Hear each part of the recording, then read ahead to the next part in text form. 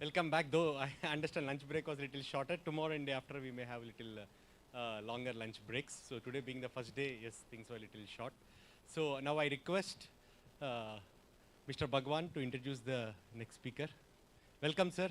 Ritesh Dubey, sir. Thank you, Pleasure, Professor Vamsi. pleasure having you here, sir.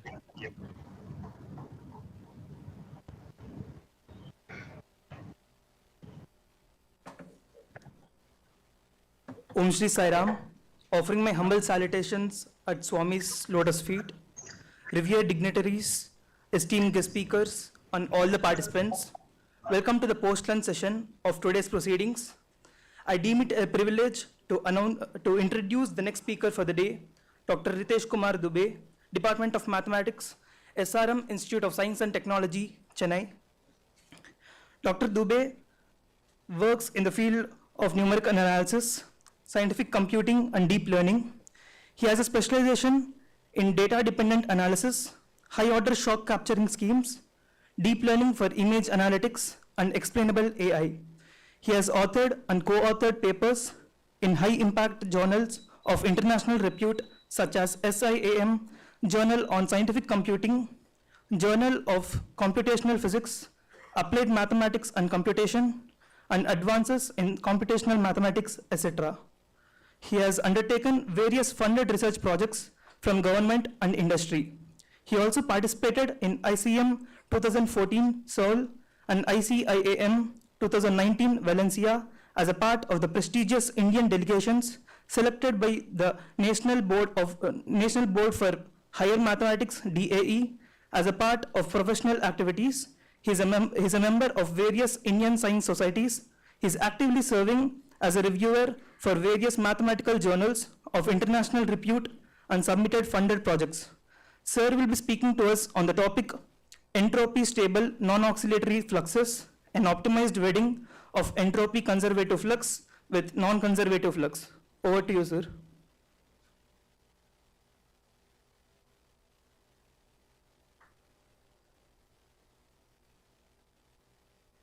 Scientific computing and numerical analysis, and recently I started working on the deep learning approach for doing my research work.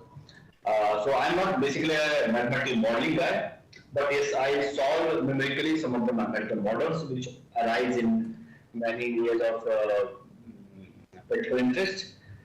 So today I'm going to talk about a class of equations, class of models which we are trying to solve numerically, and some of the concepts. So it is not exactly you are going to see something like predictive play model or some very much specific model of mathematical biology.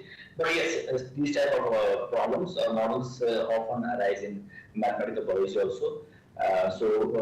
This can I share my screen now?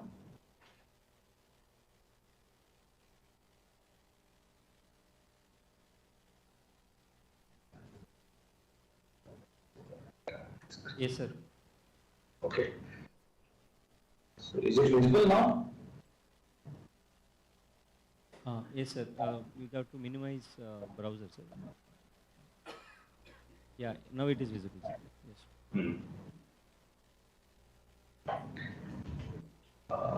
Can you see the title? Yes, sir. Now We can see that. Yes.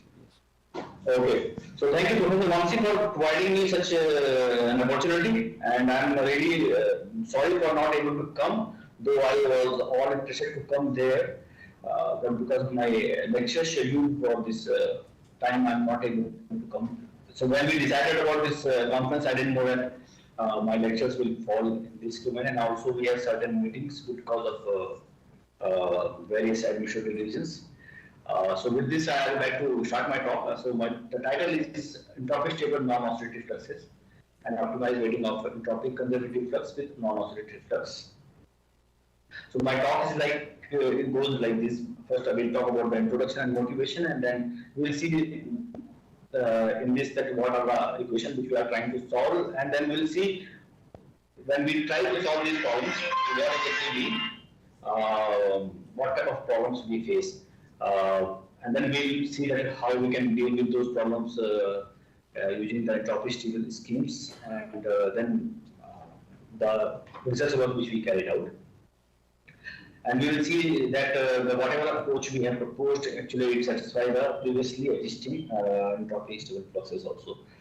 So what we are aiming to solve equation number 1.1, which is actually uh, called hyperbolic conjugation laws, and we are interested to solve the physically correct or obtain the physically correct solution of these equations.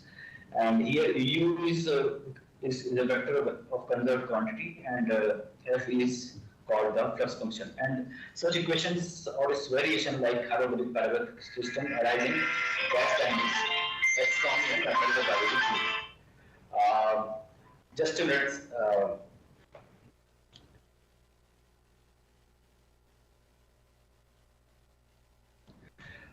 So we can see this kind of equation in chemotaxis, which refers to the direction of migration of cells in response to the chemical gradients whenever we supply or do some kind of drug delivery. So that motivates us to actually solve these type of problems and numerically as well as theoretically. So when we look at this problem, what we see that whenever we want to find out the solution of this equation, we see that this equation actually admits discontinuity also in its solution. And because of the discontinuity in the solution, it is very difficult to consider the solution as a strong solution. And also when we go for the numerical approximation of such kind of solution, we see that we cannot capture the discontinuity very crisply. So when we say that weak solution, so what is the weak solution? So since the solution is having discontinuity, so it cannot satisfy the differential form of the equation, and then we decide or we go to the weak solution framework, and we say that solution U of the original problem, if it satisfies the following identity, which is given by equation number 1.2 for all smooth test function, then we call such solution U as a weak solution. So so finding a weak solution is not that big deal, but the problem is that the weak solutions are not unique. So you can have for the same problem various different weak solutions. For example, if you are considering this type of equation, which is called implicit Berger equation, and if you take the forward facing step function as a initial condition, then you will see that you can always have solution which is shown in red color text and also a solution which is shown in the blue color text. So in the graph also this blue color solution is shown in the line using green color. So from our knowledge, we know that this red color solution is not a correct solution, it is not a physical solution, but it is a weak solution. So the problem of non-linearness of the weak solution actually creates makes our life terrible. So how we can actually find a physically correct solution? And also if we go for the numerical approximation, so for example, if you consider the equation and if you discretize the spatial domain into the small interval, then you can have a finite difference semi-conservative approximation given by equation number 5. And here what we are doing, we are instead of so what hat is representing is it is representing a numerical flux, and it should satisfy this consistency condition which is given here in this expression. So basically what it says that if the solution is constant or smooth, very, very smooth, then in your numerical flux should be equal to your true flux. And if you take suitable time integration, for example, you can take Euler-Raoult difference for the time discretization, then you can obtain a fully discrete scheme. So there are various different time discretizing methods. One can choose one, any of them. I am giving this in this because the next slide is about those type of equations which are fully discretized. So if we take a first order approximation, a first order hybrid scheme, which is given in the blue color, and the example of that type of flux is given in this expression, low order diffusion. And if you go for a higher order approximation, then you will have this is the example of a second order flux, and this is the example of a first order flux. So we'll say that the discontinuity is there, but the approximation by both the scheme, resulting scheme, is very, very different. So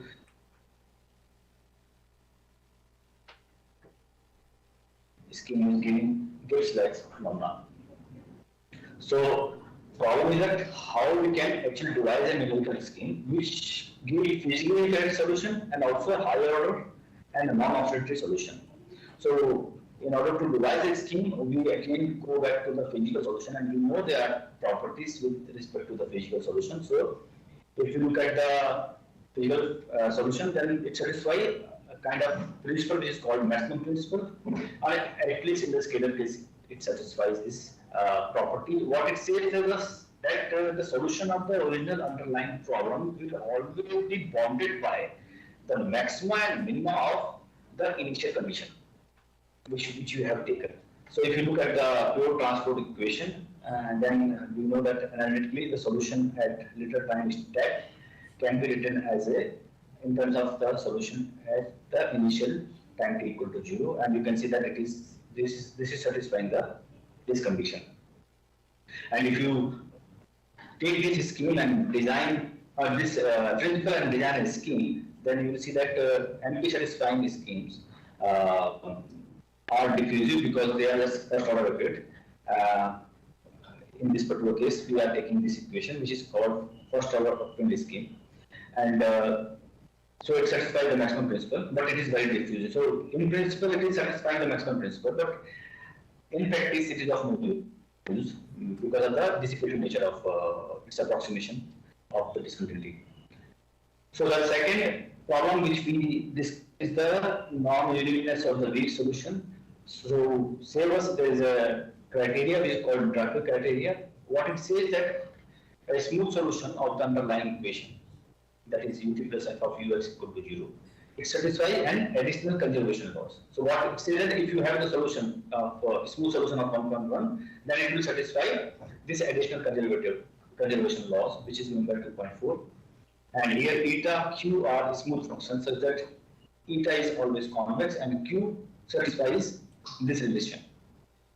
So there is a relation between the entropy flux function q and the original flux function of the underlying equation 1.1.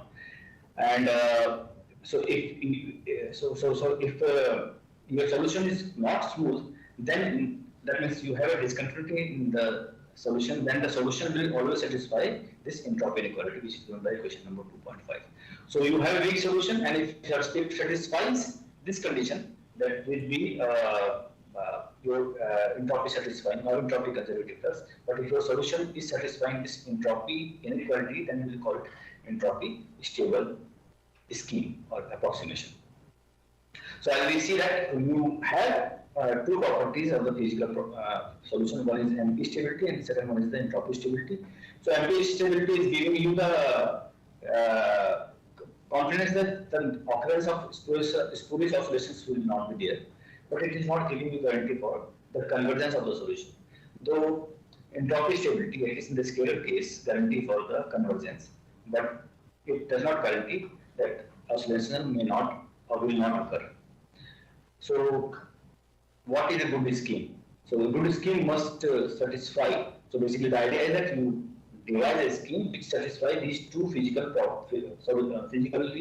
relevant property like entropy and MP stability. And once you are done with that kind of construction, then you have guarantee for convergence to the physical solution, and also you have the guarantee that the solution will not have spurious oscillation. Approximate solution will not have spurious oscillations. So you can, as I said, that if scheme satisfy the entropy equality, so it will call entropy conservative scheme. So in particular, like if your scheme, the discretized entropy flux function on neutral flux function satisfy equation number 3.1, then you will say that this scheme is entropy conservative. And again, this entropy flux function should satisfy the consistency condition given by equation number 3.2.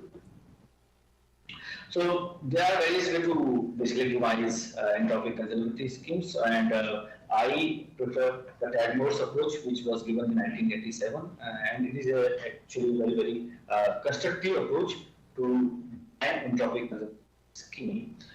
So what it says that if your and it is true for 3-point scheme only, that if you are able to devise flux F star, we satisfy this equation number 3.3, where psi is the entropy potential, which is given by equation number 3.4, then this F star is called entropy conservative flux because it will satisfy the discrete entropy inequality for you. Based on the work by Tedward in 1987, he himself extended it for various type of construction. But Laplace and Rode in their seminal work basically used this idea and they constructed or they gave a recipe to create arbitrary high order entropy conservative flux. So basically, if you use the Tedward's approach and you are taking the Berger equation, then with following all the steps, you can actually come up with this entropic conservative flux F star, which is given by 1/6 Ui plus 1. So basically, it is taking 3-point. The scheme will take 3-point extensive, and in that case, your entropy, numerical entropy flux function will be given by this expression. So basically, Laplace approach gives us a very nice way of deriving the entropy conservative flux for different underlying equations. But all equations can be modeled by the can be put in the form of equation number 1. So the problem with the entropy conservative flux, that if you take the entropy conservative scheme using those flux, then if your solution is smooth, it will give you very good approximation. But once the solution has started getting the discontinuity, then your approximation will again be very, very oscillatory. So entropy conservative schemes works very well for the smooth solution, but it does not give a good solution, and specifically it gives a lot of oscillation at the discontinuity. And it happens because of insufficient entropy production at the shock. So basically, it comes from the gas dynamics concept that entropy increases or decreases depending on the sign which you choose.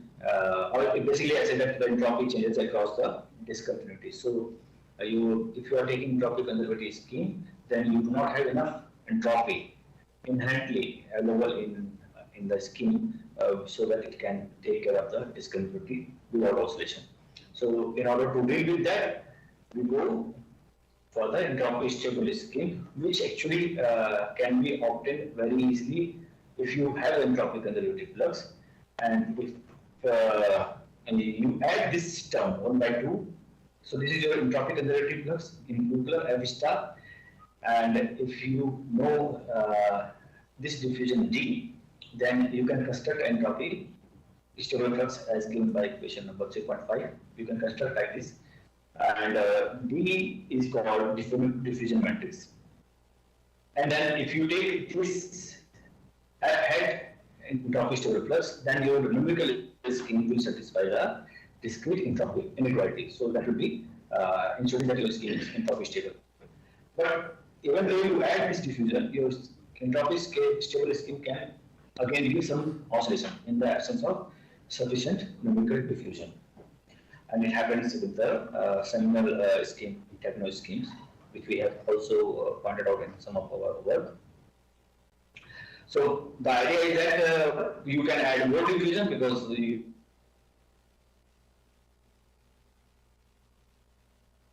oscillation. But once again, if you add more diffusion, then you will have the similar kind of behavior. So like if your entropy stable scheme will give you approximation given by red plot if you do not have very good amount of diffusion. But if you add more diffusion, then again it will give the oscillation. So the problem boils down to the question like, what is the suitable diffusion? Like what amount of this D we should add such that the scheme is entropy stable as well as non-oscillatory. So the requirement is that the diffusion should be large enough so that the resultant scheme is oscillation free, and it should be minimum enough to resolve the discontinuity as crisply as possible. And a lot of work has been done for this to answer this question.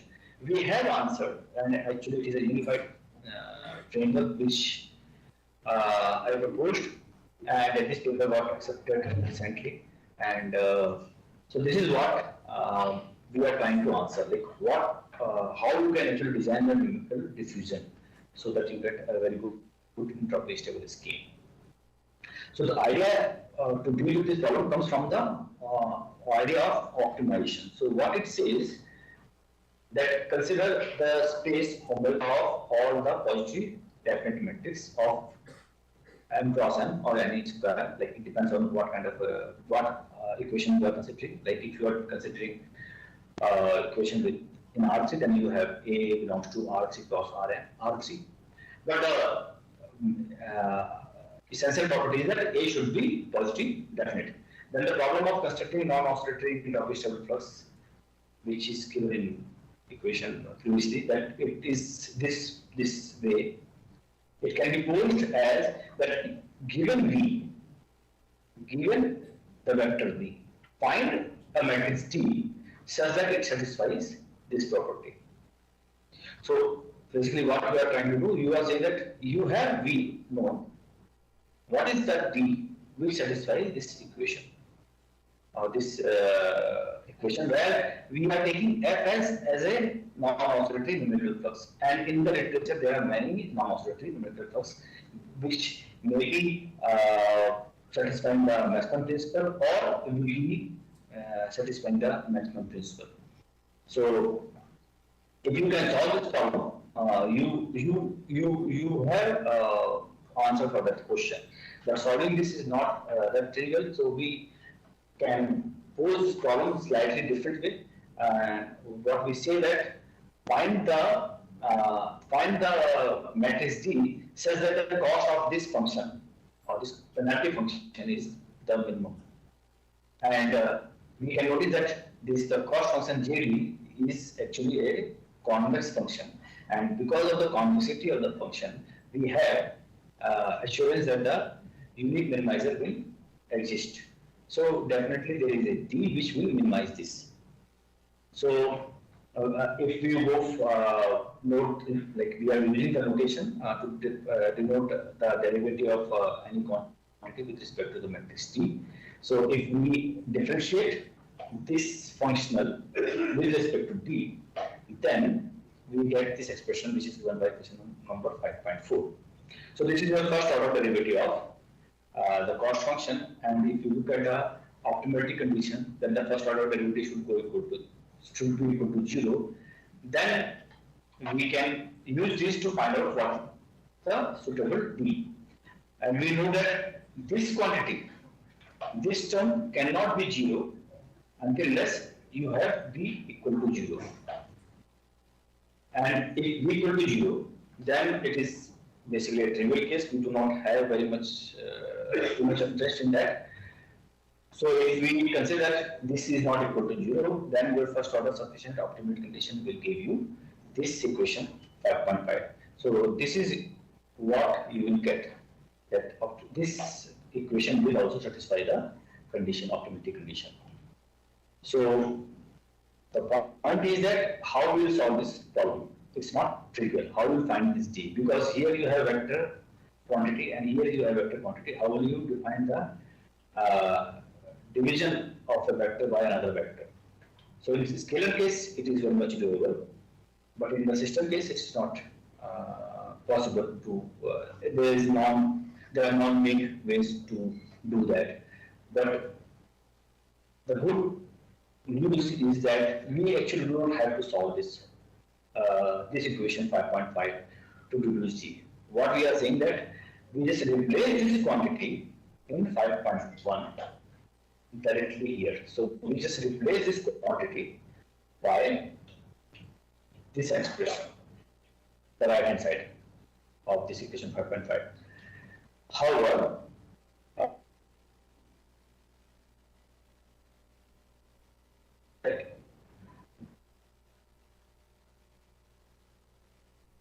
entropy conservative flux minus entropy stable flux.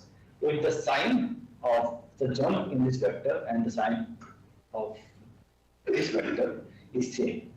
And why we are doing that? Because we have seen that D is always positive in order to achieve the entropy stability. So what we are saying that this will trivially satisfy under the flux sign property. That's what we have imposed here. Because if this is same, then you have this. This is positive. Suppose then this is also positive, so D has to be positive. If this is negative,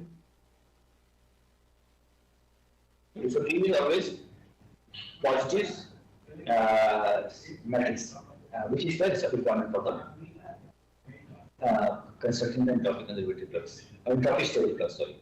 And in the scalar case, this requirement will reduce to equation 5 point, in this the last line, the sign of jump in the entropy variable B and jump in the conserved variable will have the same sign. So if how we can actually use this scheme to extent of the system, we will do it by the component wise approach. So if we solve it further, it reduces to this approach, like your entropy stable flux is designed in terms of entropy stable flux and entropy conservative flux. And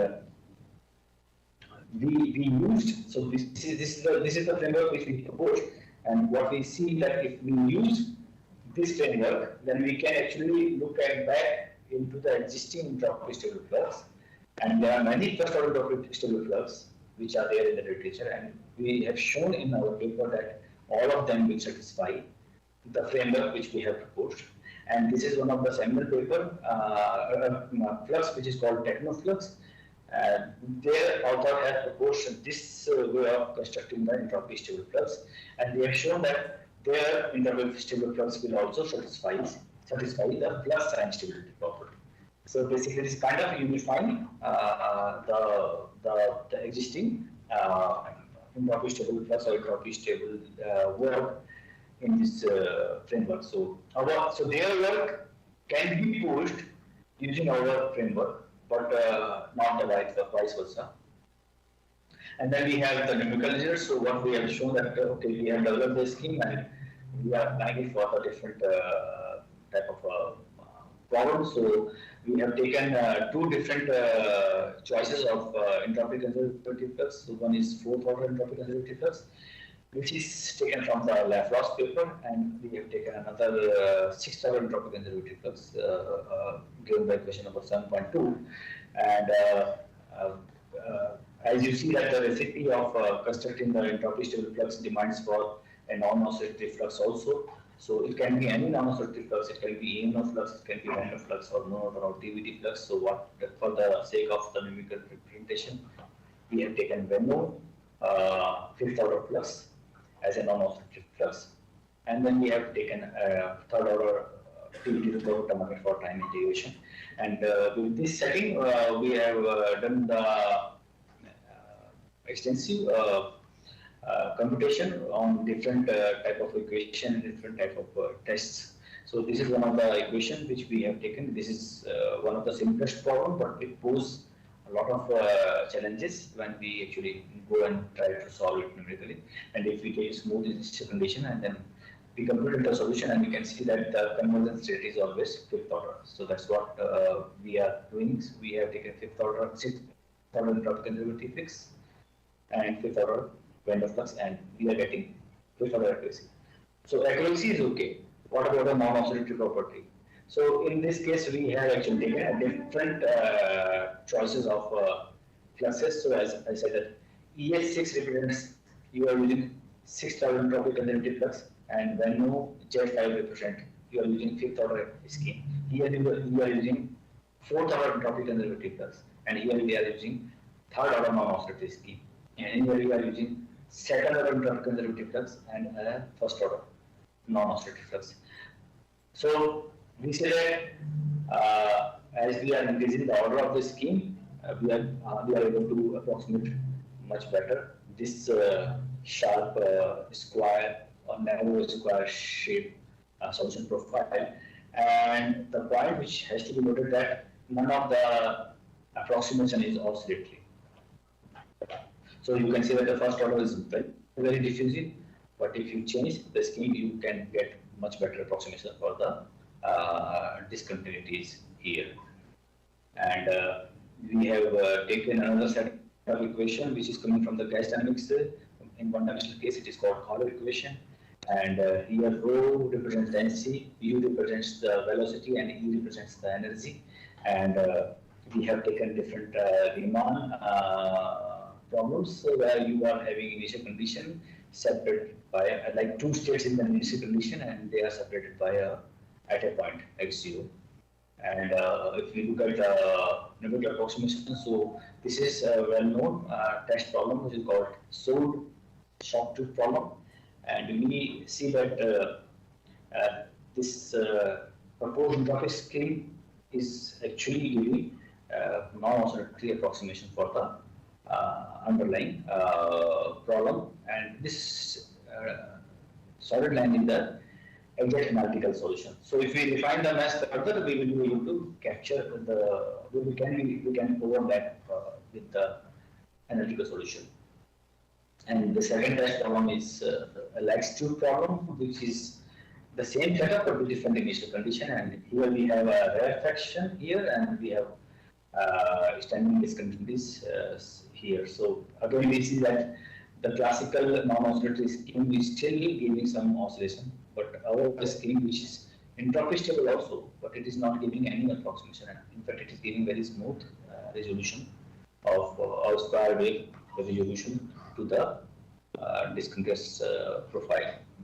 And this is another test problem where we have discontinuities as well as the smooth solution region, and we see that in this case also the scheme is giving a very good approximation for basically what it is doing. It is entropy stable, but it is not giving any spurious oscillation. So for example, here we are not seeing any spurious oscillation.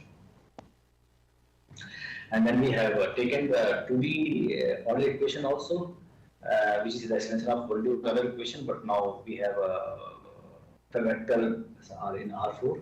And in this case, when we take the compute the solution by the scheme, so we have this kind of so we started with discontinuity in the initial condition, and because of this discontinuity and the pressure difference in the domain, the gases started flowing, and we have this is a propagating discontinuity or shock, and then you have a rarefaction region here.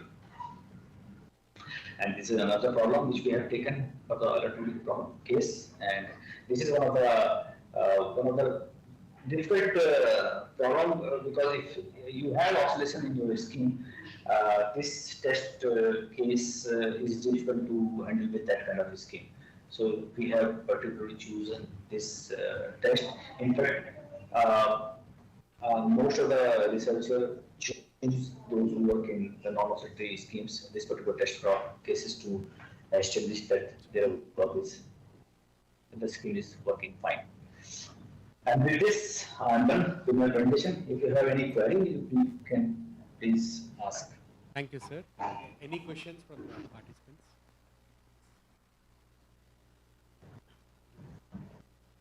Shall I close my printed screen? Yes. Sharing the screen? Yes, sir. We will see. Nice presentation. Thank you. So I have a couple of questions. The first thing is your oscillatory behavior. What is the cause of this oscillatory behavior? Okay, so basically oscillatory behavior is coming because of the lack of diffusion, and actually it goes back to the the answer of this question can be given with a different approach. So physically we are saying that the diffusion is less, but if you go back and take the simplest scheme, first order scheme or second order scheme, and if you go back and do the modified equation analysis, then you see that the first order schemes actually gives us approximation to the convection diffusion equation. So basically, this equation is pure convection equation. If you, I want to frame. So the underlying equation in the simplest form, ut plus ux equal to 0, is a pure convection equation. And when we are designing the scheme, first order scheme is basically approximating ut plus ux equal to beta time uxx. So here you are having diffusion already in this. So scheme is if higher order scheme, then you are trying to approximate convection diffusion reaction or dispersion equation. So that's why oscillations are coming. And you mentioned about this that this is more applicable for gaseous systems. Huh? Can this also be extrapolated to solution systems? Yeah, it is working for the system only. We have developed for it. So basically, the underlying equation which we have considered, if you see here, Any fluid? Huh? uh, any equation which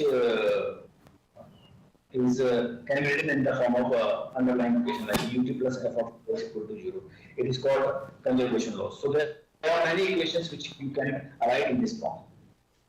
So as I said, that the chemotaxis equation, which have models basically direction of migration of cells in response to chemical gradient in mathematical biology, that equation can also be written in this form. I have shown one paper also. Okay. Thank you. And just for sake of the august audience, because I know most of the people are coming from the mathematical biology group. So basically, you are working on a model. We are trying to solve the model. So Okay, once so this model is done, we are trying to solve the equations. any other question from the participants? Speakers, any questions from the participants who are attending virtually here? Please give a hands up there. Any questions? Okay, if there are no questions, let us thank Professor Ritesh Dubey for taking time out and being part of this national conference. Thank you, sir.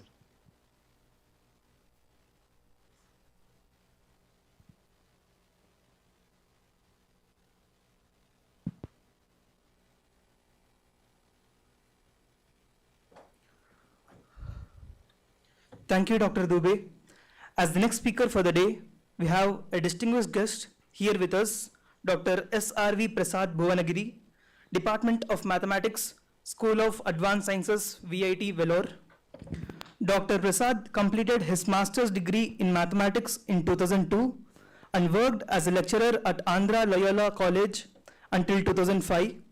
He pursued research in mathematical ecology, biology, and obtained his doctoral degree in mathematics in 2011.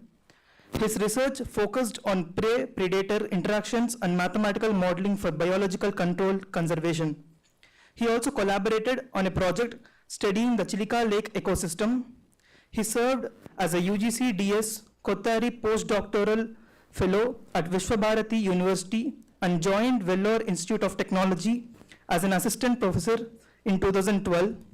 Currently, he is an associate professor and has received the Young Scientist Project Award from DST India.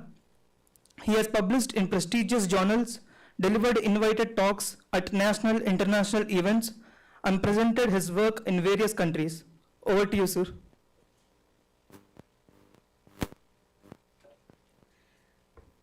Thank you for your warm welcome. First of all, let me thank the convener, Vamsi, for inviting me and presenting the work here. And also, I'm thankful to the authorities of SSSI, Satsai Institute, for giving me the opportunity. I think this is my third time visiting here, if I remember properly. Okay, so today's talk, I'm discussing about some overview of the talk on my work. Various models I'm going to discuss, but I'm not going to discuss much of mathematics here, a lot of mathematics involved, but I'm going to discuss how mathematics is going to help in reality. That is what I'm trying to see that. So how the basic models itself can give you the more insights on this. So my work is on, I'm just want to discuss about benefits and drawbacks of polyphagy. Polyphagy is nothing but the species can feed on more than one resources. Like many animals will feed not only one food, they will feed on many varieties of foods. Even we can say that humans are polyphagous. We eat all type of foods. Nowadays we are using more junk food. Actually, I'll come to that in my talk also, how that happens in our real life also, how these models can model that also. Okay, so this is about on applications of biological pest control. So before going to start, it's okay. So already I think morning our VC, Honorable Chance VC sir actually discussed about this. Yeah, okay.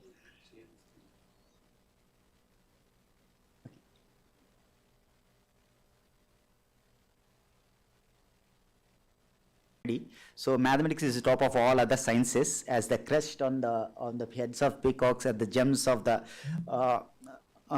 cobras. Mathematics is the top of the science. In fact, mathematics is everywhere in biology, everywhere it is comes. So I'm just going to give you some applications how this mathematics can be used there. And part of this research work is published actually part because of the DST Young Scientist Award. I got it from that research award is also from that one. So I should thank the DST for giving me an opportunity to conduct this research. So coming to here, biological pest control. Pest is actually any source which can feed on organism, which will feed on some other sources which damages the crop, all these things. And the pest include here, I am talking about mites, plant pathogens and everything. And natural enemy, yeah. So the main thing is we want to control the pest. Previously the various methods that are used in is mechanical control, that is use of gadgets, and the cultural control, that is changing the cultivation of crop, rotation of crops, all these things, and chemical controls. And nowadays, which is more famous, chemical controls, spraying pesticides and insecticides. But the drawback with the chemical is it is actually harmful to the environment. That's what everybody is saying, don't use the chemicals. Even that is actually spoiling the vegetables, and which are actually accumulating in our body, and we are actually getting a lot of diseases. So chemical control has to be reduced. So the alternative is the biological control. So biological control is nothing but using another organism, which is a species, which is actually enemy of the pest, and we are using that to control the pest. So here, that is actually, there is something like a competition or predation comes into picture. So when competition and predation comes, the differential equations come into picture. Rosen-McArthur model, maybe anybody who has studied the differential equation modeling, all these things, you study about Rosen-McArthur model and Lockta-Volterra model, all these things. So based on that only, we are going to do the modeling works here. So we'll take pest as a prey, and natural enemies as predator, and we'll develop some modeling framework and try to study various controllability strategies here. So, and here the biological control definition, I'm excluding the transgenic. Nowadays we are having the crops which are actually crops, we are coming transgenic crops. I'm neglecting that one. That is actually separate study of the research. And this applications also works in many other, like not only this biological control, this modeling can also be used in vector-borne diseases. That also this can be worked, like malaria, dengue, all these things are vector-borne diseases. That is actually, if you want to control, we can use this biological control strategies there also. And there are several types of biological control. First one is classical, where we will introduce the enemies, natural enemies into the environment. And next one is the inoculation, where we are going to introduce the enemies at time intervals, separate time intervals, not regularly. At a time we not introduce, we'll introduce a regular time intervals, but at the final time the enemies will not be surviving. And next one is inundative. Inundative will be, initially itself we will release large number of species or natural enemies, and again they will not surviving, they will not be reproducing, the natural enemies. But the final one, which is mostly opt in the any biological control, is conservation biological control.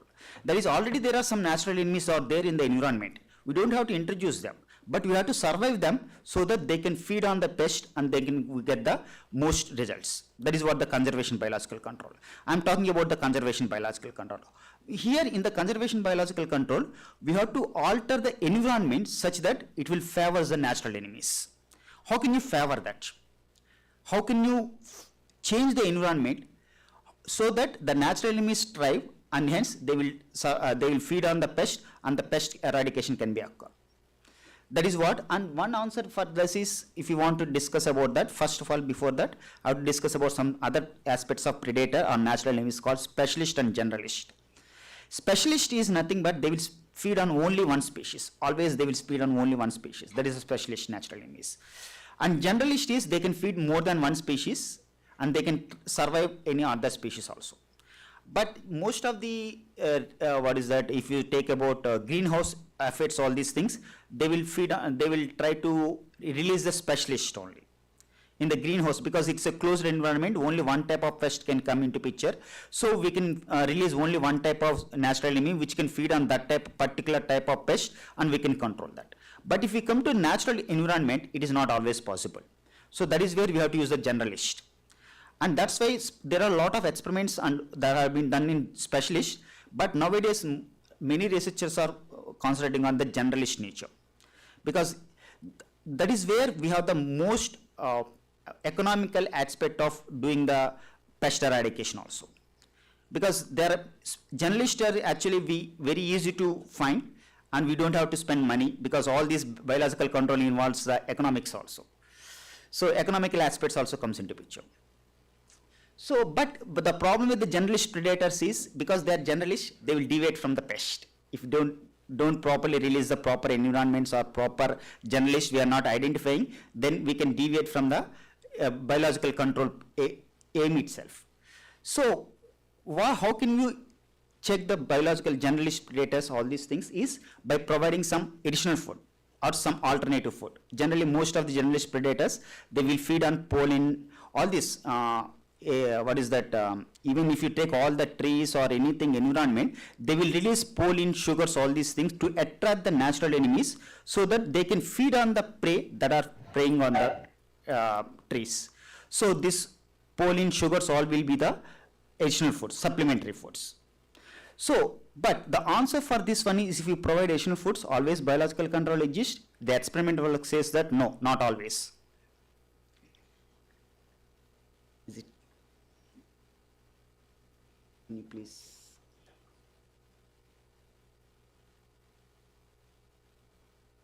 Yeah, not always. The answer is not always. We have a mixed result. Sometimes actually what happened is, if you provide some supplementary foods to the predators, even the pest is thriving and the predators completely eradicating from the system. That is pest dominated, completely pest dominated system. Although we are providing supplementary food to the predators or additional food, they are not able to survive. They are dying off. That is what the experiments have been, all this one. So we want to try to see what are the various answers, why that is happening mathematically. So the answer, if you want to see, and other complex analysis or complex things that can come into predator-prey interactions are cannibalism.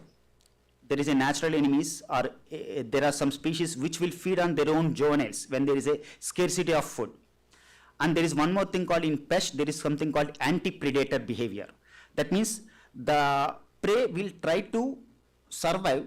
So what they will do is, they will kill the juvenile predators and by sacrificing themselves, some of the prey. So this is called anti-predator, so that their next generation can thrive. So this is the anti-predator behavior. And there is another behavior, something called group defense. And some pest will actually group defend the predator, and they will kill the predator and they will try to survive. So all these complex dynamics will have, and habitat fragmentation is also coming into picture. So when we have one habitat, that means when we are actually dividing now because of industrialization, all these things, in one area we have some a crop is we are actually doing one crop, and in next area then we are going to another crop. In between we have some houses or anything. There is some segmentation is there. This habitat fragmentation also comes into picture. So all these are crucial rules that is playing in the role. If you want to study all this experimentation, all these things, it takes a lot of time. That is where the mathematics can help us. So we can derive some modeling, and we can actually use the modeling to see what are the strategies I can develop, and that can I implement in the field. So here, now are the questions I am going to answer here. That is where we can use the theoretical aspects of dynamical systems, optimal control theory. If you want to minimize time, or if you want to minimize your loss or maximize profit, how can you do all this, where optimal control theory comes into picture. So to understand the modeling, the first and foremost concept is the functional response. Is the functional response is the analogy, is actually the, for any modeling, any mathematical modeler or anything in the biology or anything, the first and foremost to understand this functional response. If we can have the proper understanding, because this gives the relation between how prey and predator are interacting with each other. If we have this functional response with you, then we can have the various models we can develop, and we see various scenarios also. The functional response is the intake of rate of consumer or predator as a function of density of the available prey.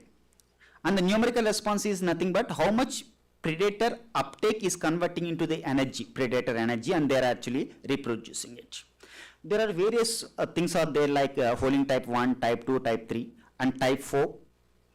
And then we have some more is called Bendit and DeAngelis, which is actually the mutual interference between the predators. There is a mutual interference. If they both are interacting with each other, then Bendit and DeAngelis comes into picture. There is one more functional response that is actually takes a care is ratio dependency. It has a lot of controversies about ratio dependency. But the ratio dependency, one advantage is all other functional responses at low prey population, the models gives you the oscillations. But in ratio dependency at low population, even we can have a stable coexistence. In fact, this is what happens in real life also. If you see more of the real life scenarios where you have a prey and predator system, even in low prey population also, we have a stable coexistence. But all other modeling aspects like type 2, type 1 and Bendit and DeAngelis, they will not give this type of scenarios. But we can interchange the models such that, or we can slightly change the functional responses, and we can even get the stable coexistence also. So here the modeling framework is actually I'm using N for prey and P is for predator, and this is functional response for natural without any F is growth rate of prey and G is the functional response. H1, H2 is actually, there are two functional numerical responses I'm writing, one with respect to prey and one with respect to additional food or supplementary food, and there is natural mortality or competition, all these things. This is a natural framework I'm using here. And this F, G, all these are actually depend by using the time utilization concepts. This is what I'm just giving the slides, but I'm not discussing about all these maths. But using time utilization concept, we can have this complete functional response we can derive. This is some example I have given. But if you have different time responses, time utilization concept, you'll get different functional responses. In all our theories, we have used this time utilization concept only. Okay. So let me talk about the first and foremost model, which is actually supplementary food consumed by predators only. So here we are assuming that X is for, I'm using a non-dimensional model, so X is for prey, Y is for predator. And here, if you see this alpha xi, there are some extra terms are coming, alpha and xi. This is actually the playing very crucial role. These are the characteristics of the supplementary food I am providing. Alpha stands for the quality or nutrition quality of the food, and xi is the quantity. That means how much I am providing it. So these are the two control parameters, in fact, in our model. And if you take alpha, xi is 0, this model actually becomes a Rosenwick-McArthur model. And everybody knows about, I think most of you know about, studied this Rosenwick-McArthur model. So our dynamics can be compared with the existing model. And if you take this model, it has actually having at most one inter-equilibrium point, either 1 or none. And there is 1, 0, 0 and gamma 0 is the boundary equilibrium points. So we can study the stability nature, all these things. And mainly we are considering about eradicating the pest. That means we are driving the solutions to the predator axis. That means we have to drive the solutions to predator axis. So if you study all the dynamics, everything, then we can have some bifurcation curves, which is saddle node bifurcation. That is what, how the 0, 0 stability changes, how the gamma 0 stability changes, how the inter-equilibrium point stability changes. We can have all the equations we can derive, and we can draw them in the control parameter space. Our control is alpha xi, because that is what we are providing the food. We are providing the food. We are providing either proline, or we are providing either sugar, or we are providing some other honey or anything. How much we are providing, how much quality we are providing. Each will have different quality. So that is why we have alpha xi space. We can draw the diagrams, all the diagrams. So we can have different regions. That means if I take here, if you see this A1, A2, A3 region, these are the three regions. If any alpha xi belongs to these three regions, all my solutions will be driven to y-axis. That means my pest will be eradicated from the system. So this is the region I should always be pointing out when doing a pest eradication. So I have to choose my quality of the nutrition food or quantity in these regions I can have. And if I have in B1, B2, then we have oscillations. We have coexistence, but that is oscillations. We have a oscillations comes into picture. In the region C1, C11, C2, if I take all these regions, then we have a stable coexistence. But the stable coexistence can be, in fact, it will be more prey dominated, not pest dominated. I mean, it is not predator dominated, it is pest dominated.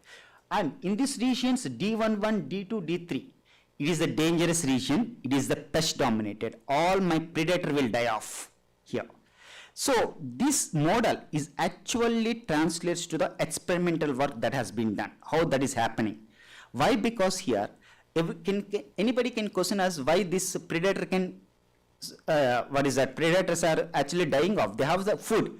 We are providing extra food, they have the pest, we are providing extra food, but still they are actually dying off. Here, actually the problem here is, it is the predators are not optimal foragers. What is the meaning of optimal foragers are? When you know some food is good, you will always try to take that food only.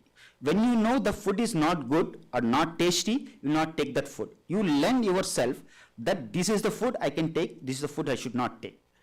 If you are having that type of sense, then it's called optimal foragers. But the predators, most of the predators are not optimal foragers. So whatever food they will come across, they will take that food.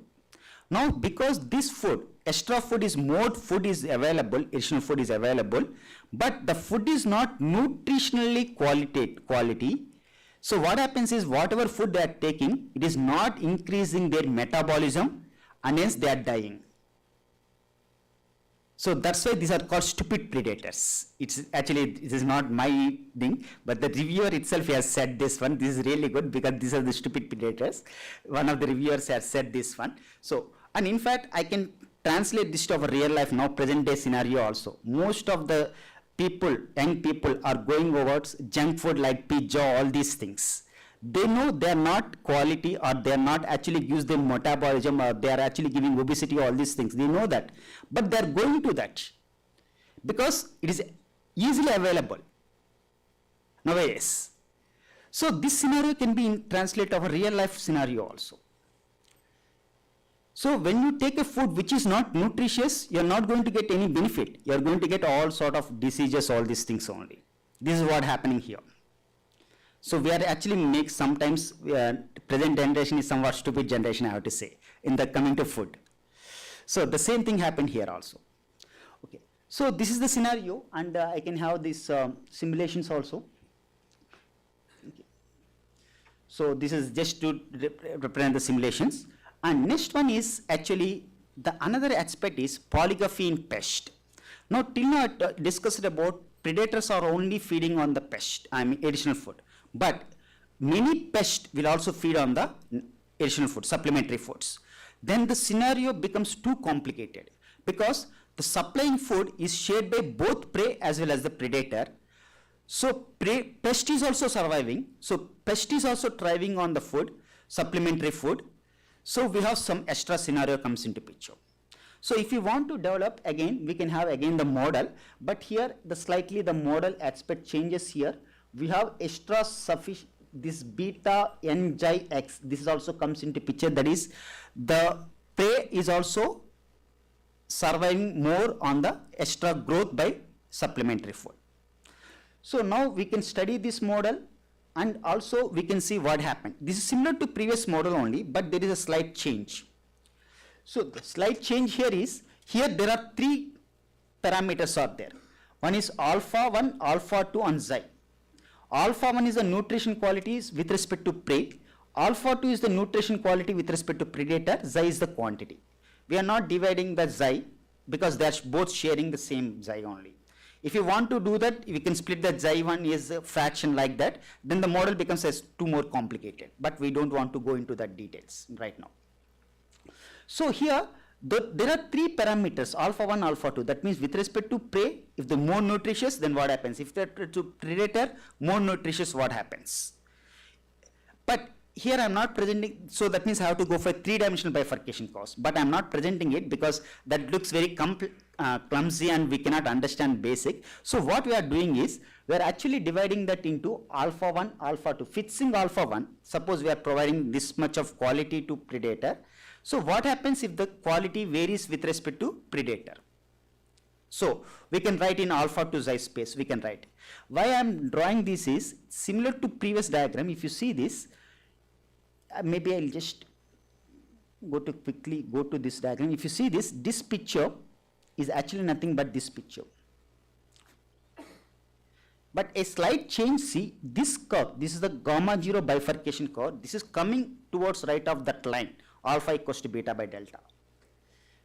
That is what previously there is no survival, but in this region there is no survival of predators, but because prey is also sharing, there are a lot of extra prey is available, the predator is able to survive. Although it is low quality for predator, but the predator is able to survive because of more prey is available. So we have a coexistence comes into picture here. Similarly, here also the same thing happens. Here actually, in fact, the predator for high quality always predator will survive, but here for high quality predator will not survive. So there are two opposite directions are coming here now. So that means if the pest is also omnivorous, that means they are polyphagous, they are also taking extra food, then we have complex dynamics comes into picture. Then we have to choose a additional food in such a way that is not nutritious to the pest, but is not nutritious to the predators. That is how we choose. We have to cleverly choose that type of food. For that one, again, we require some experiments, no other option. But we can develop these models and we can see which will be suitable like that. So again, these are the simulations to illustrate all the scenarios, all these things only. Okay. Then next one more thing I'm going to discuss about, 5 minutes. Okay. Just I'll discuss about this one, polyphagy in the cannibalistic nature. This is actually, that means I'm going to talk about the predators or cannibalisms. That means when the food is not available, they are trying to survive on their own juvenile species.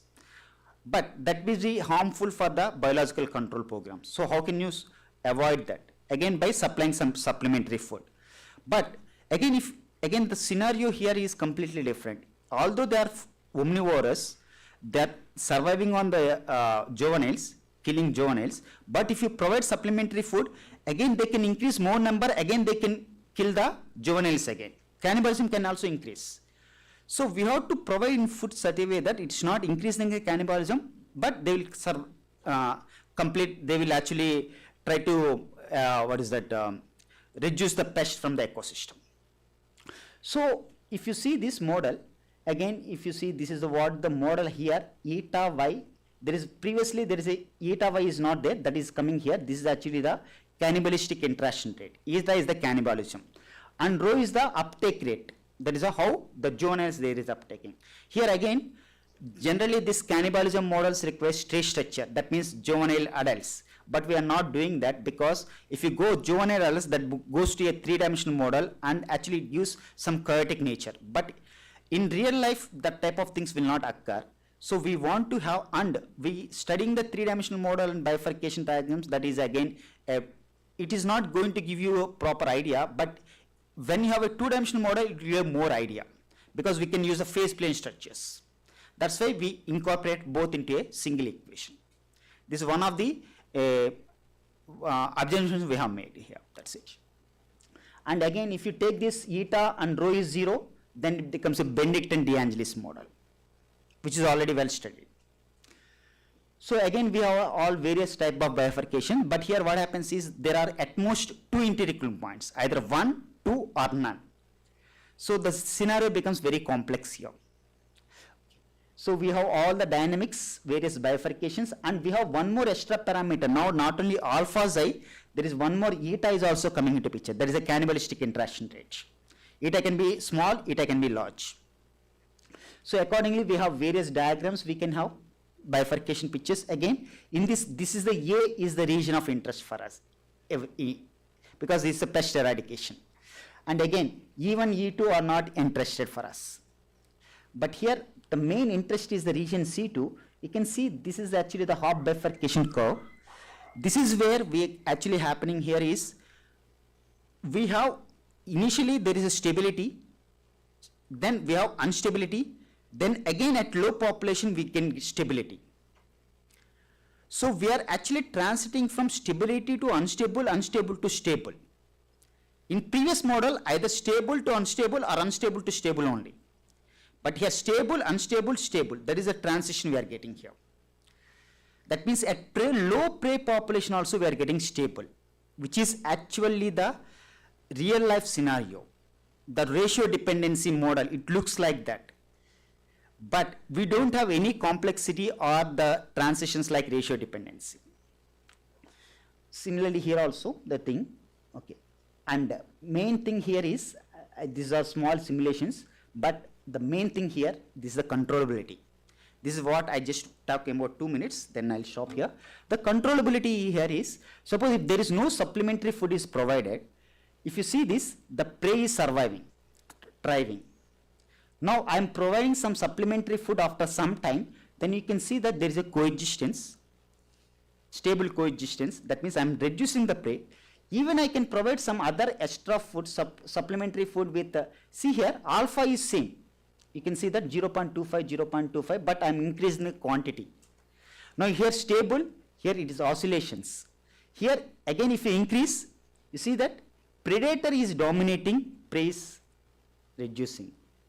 And after some time, if you go more quantity, every prey goes to 0. So that means if we are fixing quality and varying the quantity, we are getting various controllability strategies. Similarly here also the same thing happening, stable, oscillations. This is for actually high cannibalistic interaction rates. This is a low cannibalistic interaction. That means in both cases we can manage the pest eradication. And one more is important thing is quality is very important. Not the quantity here, the quality in the models is very, very important. Nutrition, earlier I told you previously, here also I am saying. So here if you see that 0, 0, if I provide the quality is 0.937 and 1.5, you can see that it is going to the pest eradication stage. But you change the quantity same, but change the quality, there is a small oscillations comes into picture. Coexistence, low prey population coexistence.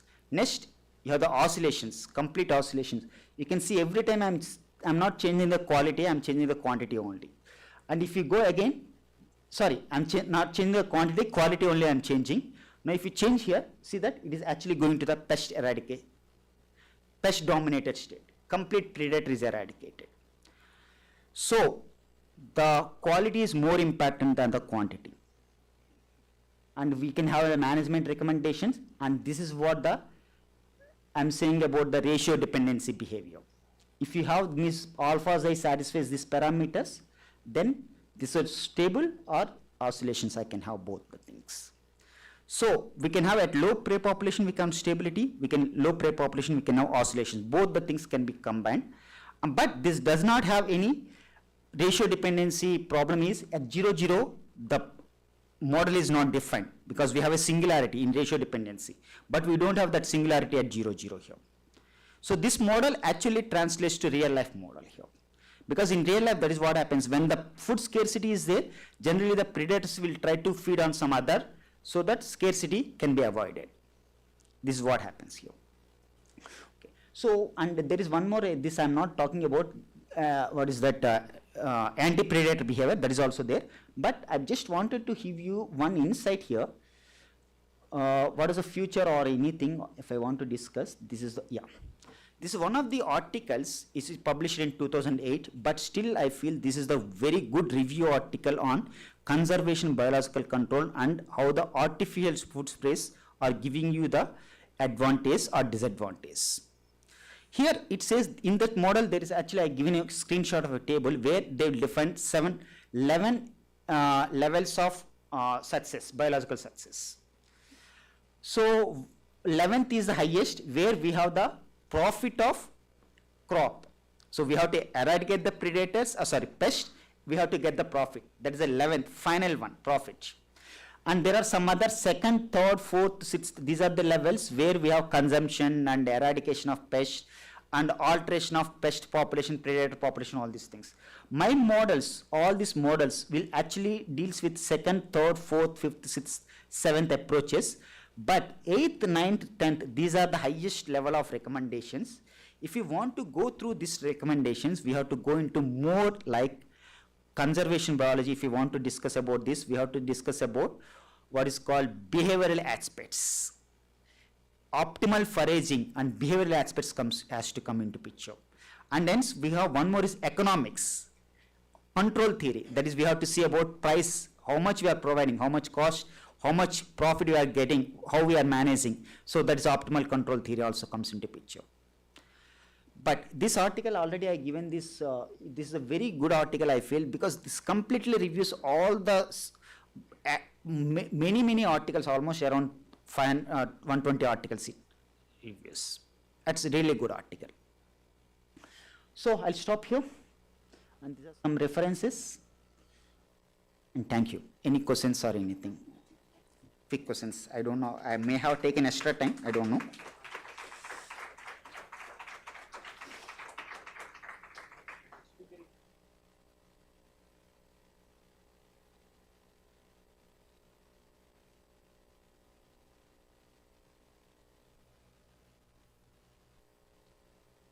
Then I'll be more happy, if no questions. Quite long way. Because, One question from thank you, sir, because your train was delayed also for lots of hours, but still, Yeah. sir could make it here. Thank you, sir. Thank you, Dr. Prasad.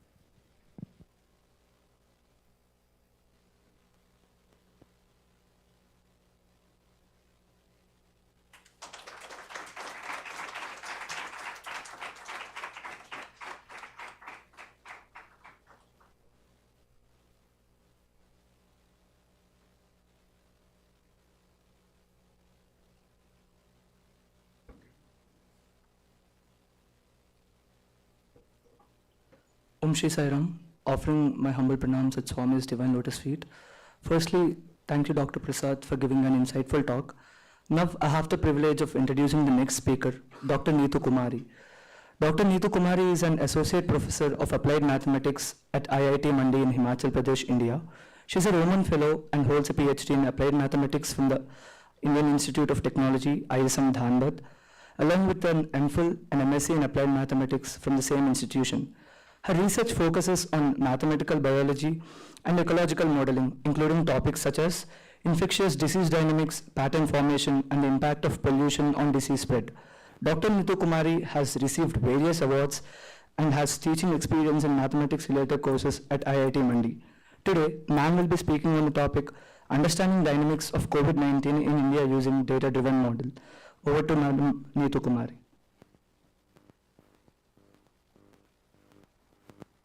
Thanks a lot for such a nice introduction. So, my voice is audible, right? Yes, ma'am. Yeah, okay. So, my sincere apologies for not being able to attend in person this conference, and I would like to thank Dr. Vamsi for conducting this first conference of this consortium that has we are all members of. So, without wasting any time, I would like to share my slides, and I would like to just confirm once how much time I have for this presentation. You have the 25 to 30 minutes time, madam. The time Okay, allotted alright. to you. Yeah, we have that. Okay, thank you, thanks. So, is my slide visible now? Yes, madam. Perfect. You are loud and clear. Okay, thanks. Yeah, so I'll be talking today about the understanding the dynamics of COVID-19 using a data-driven model approach. And we are all aware that COVID-19 has hugely impacted within the nation as well as globally in many terms, including economy and health. And in our research group at IIT Mandi, we had conducted some studies, some research articles based on the compartmental models, where we try to understand what is the effect of various societal factors on several parameters on this COVID-19 disease. We were actually successfully able to model that also and understand it. However, we at some point realized that we were not able to capture the spatiotemporal pattern of the disease spread, pandemic spread. That actually motivated us to conduct this particular study, where we are talking about a data-driven model for understanding this COVID-19 epidemic, and for that purpose, we have considered this case study of India. Also, I must mention that this study is been conducted jointly with one of my PhD students, Kanav Rana, and this particular work is published. And all the details of this presentation can be found in this particular paper. Still, in case of any query or any concerns, please feel free to write to me. So in this talk, I'll be first talking about the two basic algorithms that we have used to study the COVID-19 data in India. So one is the dynamic mode decomposition, and the other one is an extension of this DMD known as compatible window-wise dynamic mode decomposition of CWDMD. So I'll talk in detail, in brief about these two algorithms, and then I'll go ahead and we'll talk about various results that we have obtained for the case of India. So that includes magnitude and phase analysis. We conducted the error analysis to see how accurate the algorithms are. And we have also used these algorithms to reconstruct the data. So as I mentioned, there are several studies using compartmental modeling approach. And this is one of the most popular approaches that is being used to understand any disease dynamics right now. These models are very useful, and it helps us to understand the temporal dynamics of particular disease very well. It also gives a fairly good idea about how various factors impact the growth of the disease. And we must not forget that during these compartmental modeling, we do lots of assumptions for the model formulation in order to even fit the data and in order to rightly describe the dynamics of the particular disease. And this, we cannot deny the fact that this may affect the results. So one of the studies that we conducted, me and my PhD student, Sumit Kumar, we have done. I'm just showing that one here very briefly. So here what we have done is we have divided the entire population into 6 compartments, as we can see: susceptible, exposed, quarantined, infected, isolated, and recovered. And this is how the flow of the dynamics along these compartments looks like. So with this study, we actually modeled the spread of the COVID-19 disease for the duration of April 2020 to February 2023. And this is quite, we were quite amazed and happy that for this such a longer duration, this one particular model is able to successfully predict the dynamics. So as we can see from this figure 1, the red dots are showing the original data, officially reported cases of the COVID-19, and the blue line actually is showing the simulated number of cases from the proposed mathematical model. However, where this particular model was lacking was that we're not able to tell what is the special spread of the disease among the various districts or various neighboring states. So that led us to go for a data-driven model. So in the data-driven model, first of all, the benefits that we thought the data-driven model can have is that it has a reduced mathematical complexity. Also, the problem of estimating the parameters using the compartmental model, that if there is any error in this estimating these parameters, that might affect our result. That was neglected in this method. So here we have used the DMD technique for this model purpose. So this DMD is a recently developed technique. It's a dimensionality reduction technique, and it is quite popular in the CFD community. And in the year 2015, Proctor and Eckhoff, in one of his papers, mentioned that this particular technique can be very successfully used to understand the spread of any epidemic. However, till date, the DMD technique has not been taken into consideration for understanding the COVID-19 epidemic in India. So I would like to come to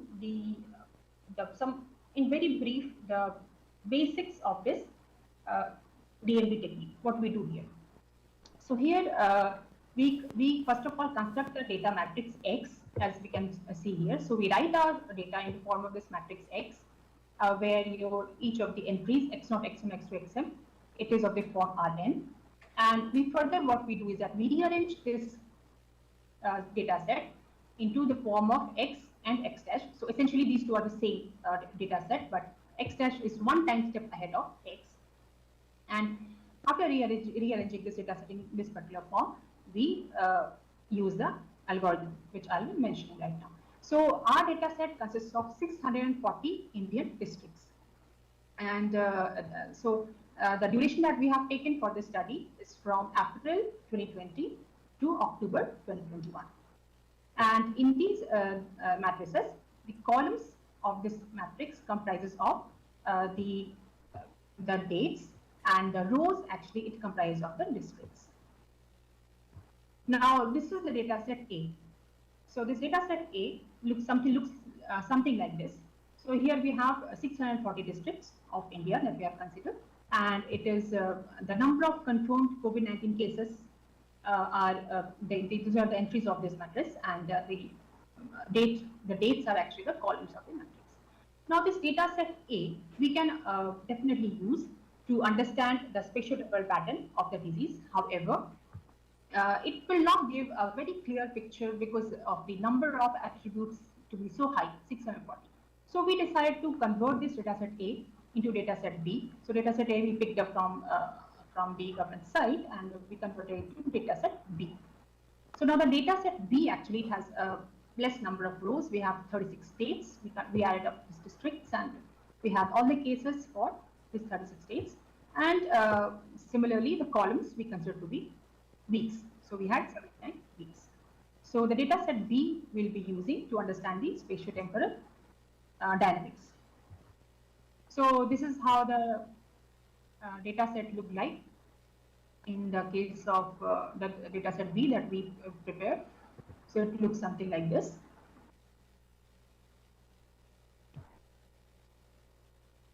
So now we have the data set B. Now we wanted to apply this DMD technique here to for that purpose. So what we wanted to do is that we have this xk plus 1 time step ahead of xk, and we want to obtain this operator A, linear operator A. So it must satisfy this relationship xk plus 1 equals to A times xk.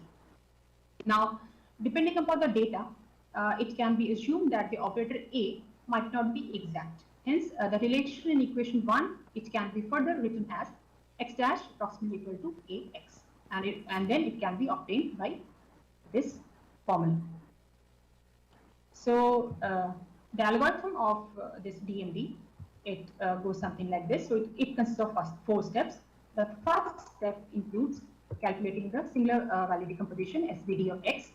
Once we get that x, now the next step is to obtain A by computing the pseudo inverse x plus. Again, we use SVD for calculating the pseudo inverse, and we get the value of A, matrix A. Once we have got the matrix A, now we want to obtain the reduced matrix A tilde. So we obtain the reduced matrix A tilde by dynamic truncation. Once we have A tilde in our hand, we perform the eigenvalue decomposition or spectral decomposition to obtain the diagonal matrix lambda and the corresponding eigenvector matrix W.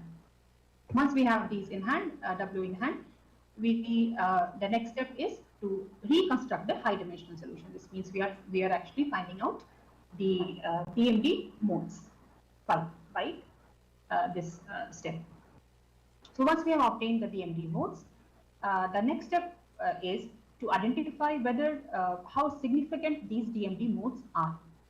This means how effective these DMD modes would be, that we have to choose out of the several DMD modes that we obtain from our data matrix. So for that, what we do is that we calculated frequency, time frequency we obtained, we have calculated, and using this time frequency and XDMD, that is the reconstructed DMD modes, XDMD, we use this to further obtain the power. So I'll just, the frequency that we get is using this equation Fk, here mentioned in equation number 3. And the reconstructed DMD modes, XDMD, is obtained using this phi, the exponential omega t of B. So here B is the initial amplitude, and it can be obtained using this particular formula. B is equals to pseudo inverse of phi x naught. So that of course we can obtain from here. given in equation 5. Once you have got the reconstructed DMD modes and the frequency, now we apply the compatible window-wise dynamic mode decomposition. So now this is, of course, again, it is another algorithm. Here, it's a modification where what we do is that we modify the DMD technique and we apply it again. So here what we do is that we have, and when do we apply the CWDMD is the case whenever the data set is not compatible for applying the DMD, then we go for CWDMD. And what do we mean by not compatible? I'll just talk about it in a short while. So here what we do is that we divide the entire data set into compatible data sets. And once we have, so for that we choose different multiple windows. So once we have several windows are chosen, we obtain the consistent data sets and it is given by xk and xk dash. And once we have this data set, we apply the DMD algorithm again. So when I talk about not compatible, when I say the data set is not compatible for applying the DMD, so when is that? So let us talk about what do you mean by compatibility for DMD. So here the DMD is compatible.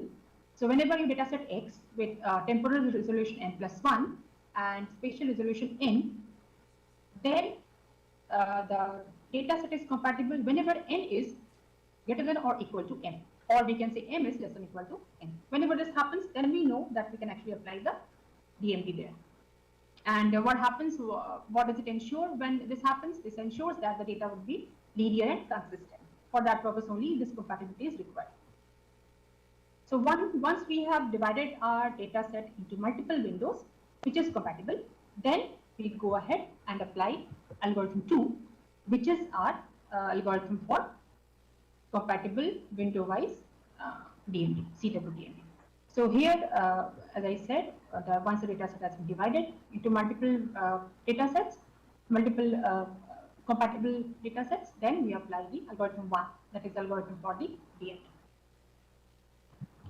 So further what we do, once the DMD algorithm we apply, we obtain the power of each of the DMD modes. And as I mentioned, the power of the DMD mode is very important because that will only decide whether a given DMD mode has, how much impact that given DMD mode has on the spread of the disease or on predicting the dynamics of the data set.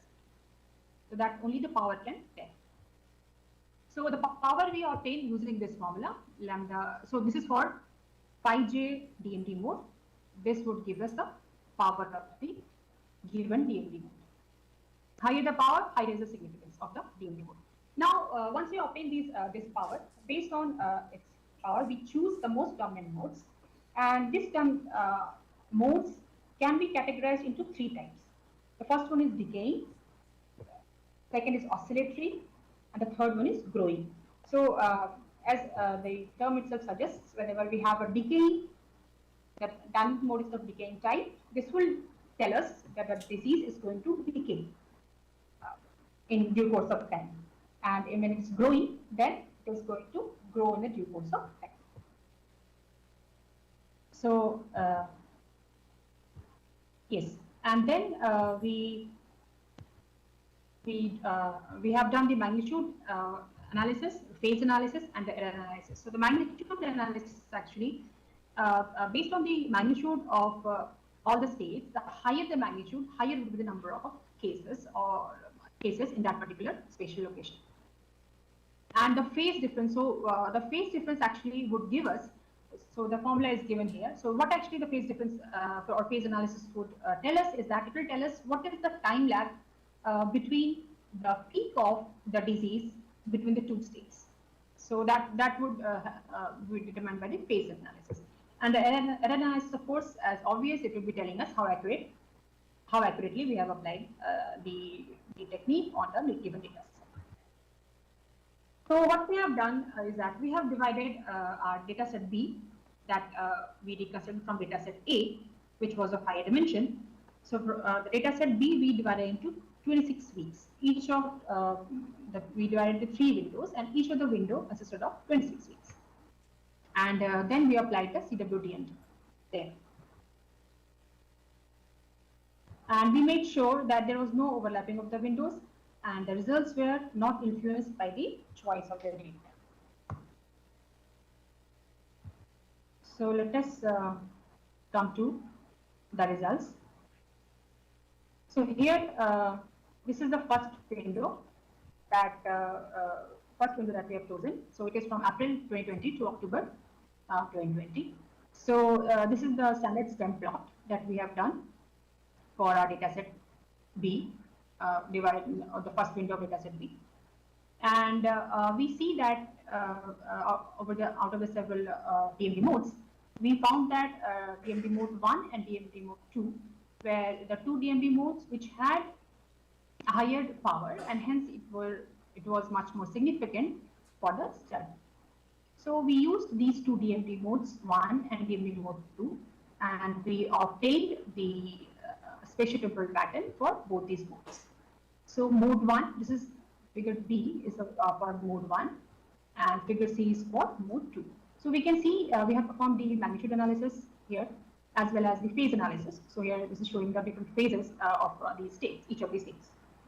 And this is the real data, original data from the official site, the confirmed cases of each of these important states. We have not got here all the states, but just important states where we are seeing that the dynamics is interesting.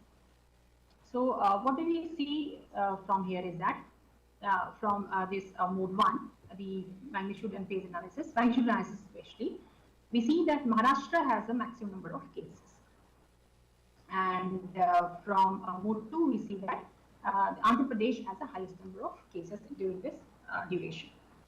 And apart from that, we also see that the phase, so this actually matches with the real data, as we can see. And we must note here that both mode 1 and mode 2 lies outside this circle, so it's in a growing mode. And since it is a growing mode, it is reflecting the fact that this is going to grow in the coming durations, in the coming course of time. So also we saw from the magnitude analysis that Tamil Nadu and Karnataka, it also stands close, being considerably high as compared to the magnitude of the other states. And the possible causes that could have been responsible for high cases in these states could be the migration of the workers in that duration of time. Now the phase analysis, here comes the spatial temporal pattern. So the phase analysis, when we conducted, we found that the time lag between the peaks of Andhra Pradesh to Maharashtra, Delhi, Karnataka and Madhya Pradesh is between 3 to 4 weeks. This means that if the peak is coming at nth week in Andhra Pradesh, so here n is 90, then the peak can be seen in Maharashtra at say 22 or 23 weeks. And similarly, we are able to find out the time lag between the peaks of Tamil Nadu to Maharashtra or Karnataka, Delhi and Madhya Pradesh. It was between 4 to 5 weeks, and it actually complied with the data, the original data that was collected.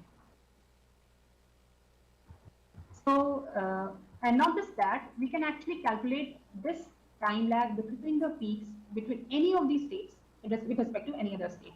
So this actually, at one time, it is telling us how much confirmed cases we are going to have, when it's going to have the peak at one state, at one given state.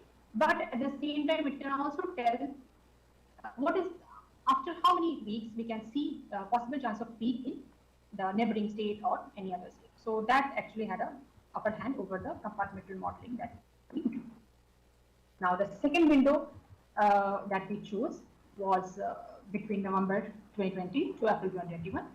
And we performed again, this is a stem plot, and we see there, we found these two, mode 1 and mode 2, to be the significant modes here based on their power. And for these mode 1 and mode 2, again, we saw that these modes are of the growing wave. We obtained the truth and the phase analysis for these two modes as well. And we saw that in the cases of Maharashtra, Delhi, UP, Kerala, and Karnataka, the cumulative confirmed cases were substantially higher using these two modes. and it was also reflected in the original data that is shown here. Then we further went ahead and did the phase analysis. So we did the phase analysis for the first week. So the phase that I'm showing is for the first week. So it is near about 3.39 weeks for the phase difference between Maharashtra and Arunachal Pradesh. Similarly, the phase difference between Arunachal Pradesh and Ladakh was found to be nearly 2.6 weeks, and hence it was compared to the original or official data reported. Now, the third window that is we chose was from April to October 2021. And here, interestingly, what we see is that the modes that we are obtaining is of decaying nature, as we can see from here. The most powerful modes are of decaying nature, which gives us some hint about the pattern of the disease that we're going to get over a period of time. Now, for these two modes, we obtained the magnitude and the phase analysis, and from this, we are seeing that the maximum number of cases are seen in the state of Kerala, and it resembled the real data as well, as we can see from here. And for the mode, from the mode 2, we could say again here, the Kerala was had the highest number of cases, confirmed cases. And next in line is Maharashtra, Tamil Nadu, and Karnataka. They also had considerably high cases, as seen from magnitude analysis, and it resembled the original data as well.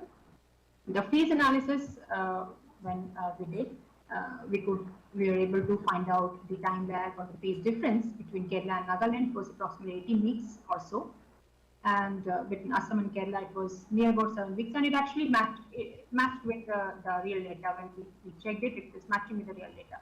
The peaks that were seen in these states were close to what we are calculating. So this was quite interesting, as we were able to see the statistical patterns. Further, here what we have done is that we have done the data reconstruction. So we have used data set A for reconstructing the data. So here we can see from the figure A.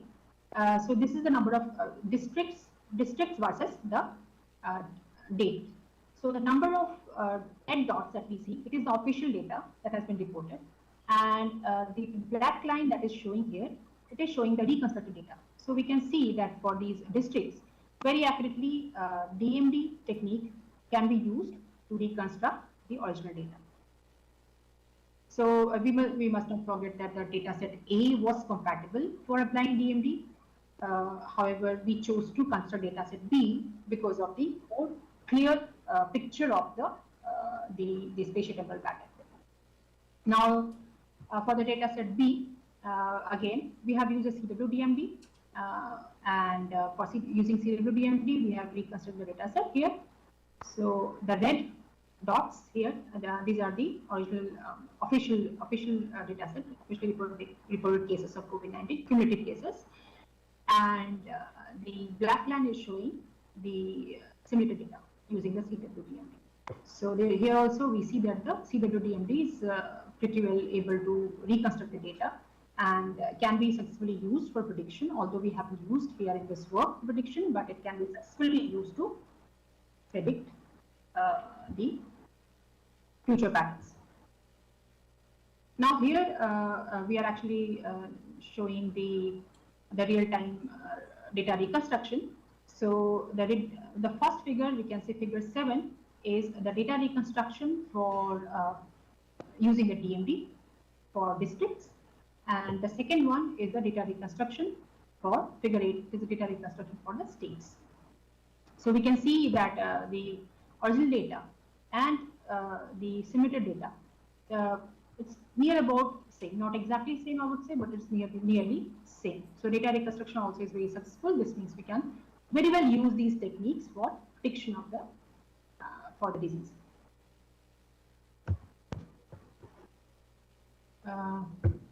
Yes. Then next we perform the error analysis. So the error analysis here where we have shown that for data set B, the data set B we have used the error analysis using DMD and CWDMD. So as we can see that the dataset B is not a compatible dataset for for DMD. A reason being that the number of rows is smaller than the number of columns. So we have applied here DMD, and we can see clearly that whenever the compatibility condition is not being satisfied, then the error using DMD is pretty high. However, that is not the case with CWDMD. It is giving a fairly accurate result. I won't say exact, but yeah, fairly accurate result. However, whenever the compatibility condition is being satisfied, that is dataset A, then DMD is capable of giving very accurate result with a very low error. So, so the conclusion is that there has been several studies for understanding COVID-19 in India. However, the DMD and CWDMD marks a significant step towards understanding the spatiotemporal dynamics in particular for the disease. Also, we can see from our study that in spite of having challenges like migration and unpredictability of the virus, this technique or this algorithm has been able to fairly accurately predict the cases of the COVID-19. Also, we must mention here that this CWDMD method, we have improvised it by using the rank truncation here. We have improvised it, and the result also we can see is fairly more better than the previous result that exists in the literature.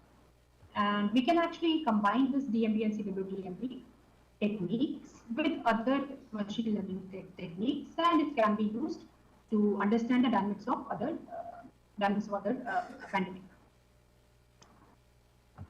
So, yeah, so these are some of the references that has been used. And that's it. Thank you. So I think I finished in 25 minutes. Thank you, madam.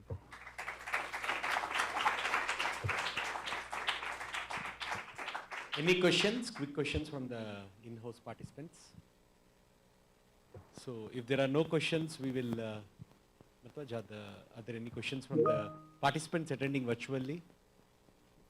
No? No questions.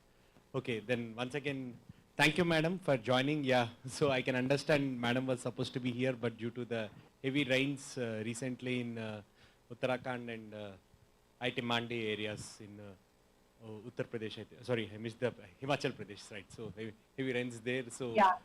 Madam was not able to come, but hopefully next time when we organize such an event, surely we request you to be with us, madam. Thank you. Yes, surely, yeah. Thank you. So we will break now for a quick snacks break, and a visit to the Central Research Instrumentation Facility is arranged. It consists of multiple world-class equipments. So we can maybe go around 3:45 and be back by 5 o'clock. The students can go back to the hostel at 4 o'clock. We'll break now for the snacks.